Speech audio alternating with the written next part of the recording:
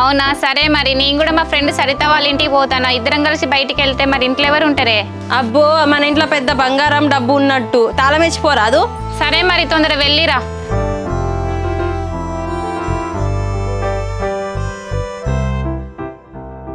మా అక్క దొంగ ముఖంది, కళ్ళన్నీ నా మీదనే, ఊరికే డౌట్స్ పడతా ఉంటుంది నా మీద.